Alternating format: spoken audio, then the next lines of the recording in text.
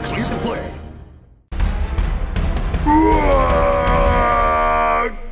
Batrep. MiniWarGaming guy here from MiniWarGaming.com. Here to bring you an epic battle report with Dave, or what's your name? Lloyd. Lloyd. But he goes by Dave too. I'm not totally crazy. Anyways, Grey Knights versus Orks, 2,000 points.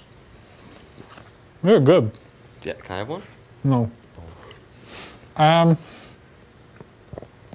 figured out a new way to make my battle reports more interesting and make me want to win more.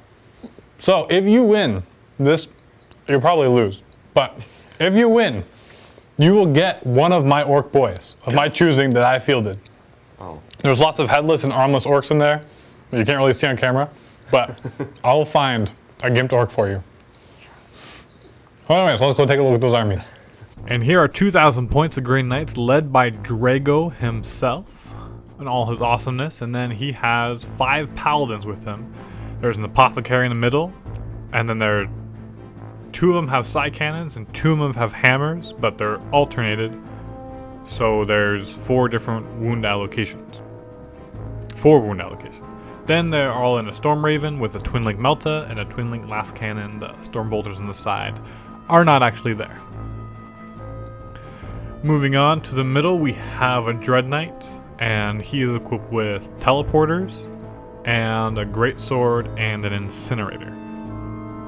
Be able to roast up those orc boys. Then we have another similar squad, but first we have a librarian, and he's equipped with Might of the Titan, Sanctuary, Shrouding, and Warp Rift. And then we have another squad, same thing, apothecary, in a, with 2 side cannons, 2 hammers, and in a Storm Raven. Now for the orcs, we have a shock attack gun, accompanied by a squad of 10 Ludas, another 10 Ludas. We have 3 Death Copters with Twin Link rockets, 2 squads of 30 boys with Knob Power Claw Boss Pole, 2 squads of 20 boys with Knob Power Claw Boss Pole, and they are inside, of course, accompanied with the Big Mech with Custom Force Field, but they're in battle wagons with Death Rollas, and we have a bomber and 18 Storm Boys, and that's 2,000 points of orcs. So, DRAGO gets to give D3 special rules out at the beginning of the turn, so he rolled, he got 2, which is just enough. He wanted to give Scout Move to those 2 Storm Ravens to be able to move them around. We rolled off, we got, I got first turn, Orcs got first turn, and it's table quarters. And so we did roll, actually we agreed on objectives, but then we forgot to. So we remembered like halfway through the game. So we just played kill points. But the way we're playing, basically, because he only has like 3 units, it was gonna come down to who could kill the other person completely first. And so it's gonna be an epic game. That's all I'm gonna tell you for right now. You can see lots and lots of just a good foot slogging army, but again with the battle wagons as well, protect them, get up, and be able to mostly maneuver so I can get more boys into combat at the same time. And the Storm Boys, of course, coming up the flank, doing what they always do, being super fast and awesome. And Grey Knight deployment. And we're done. So, Scout moves. Again, they both have Scout, so they can turbo boost because they or go all out. And so they're making sure they're far enough away from the enemy. And they come up actually closer to me. See if he steals initiative, and that's a negatory. So, first battle wagon moves up, he just runs over all kinds of crazy difficult terrain. That's okay, he has a Death Rolla, he can roll a double 1 and move back to where he started coming up on it. But my other battle wagon is able to move up successfully. Storm Boys got a nice move. They rolled 6 to their additional 12, so they moved full 18 inches, which puts them right beside the Storm Raven.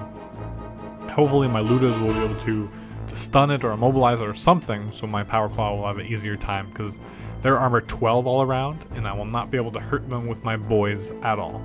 Only with my Knobs and Power Claws and Ludas. So I started to shoot at him. He cast Shrouding, so it's +1 to his cover save, so he has a 3+ cover save right now. First squad of Ludas there, shooting. Again, 5s and 6s to hit, and then 5s and 6s, or 5s to glance. They do make a couple, but he makes his cover save.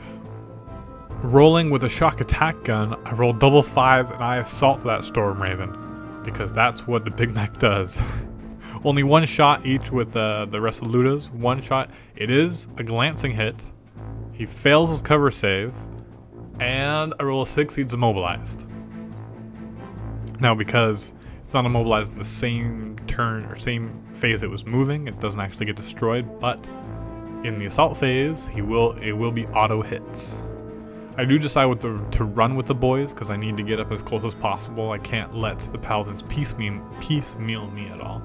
And the big shooters on the battle wagons might as well try to shoot. And they missed terribly. And they don't do any damage. Storm Raven number 1 rolls for Sanctuary. And so that's where the Librarian is inside. And so all the Storm Boys, because they're within 12 inches, or because the Storm Raven is within 12 inches, anything assaulting it has to take difficult. And so they, luckily, with all 18 dice, take 1 wound on the knob and 1 boy dies. But those are all penetrating hits on the Storm Raven, and luckily I don't blow it up, I just wreck it. So first Storm Raven is wrecked, and the Paladins are coming out. We'll see what damage the boys can do, or rather, what Paladins can do against the boys. Stay tuned for part 2, click link below.